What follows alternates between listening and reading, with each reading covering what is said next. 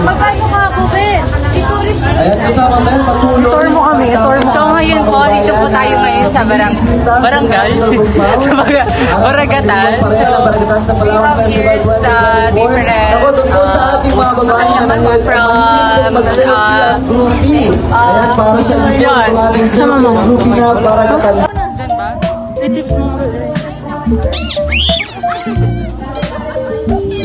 Yung tips ko po is mag-aral po lang mabuti para may kain po tayo sa parang pang-araw-araw. Yan po yung tips ko and sana magkaroon po tayo ng time management kasi ano.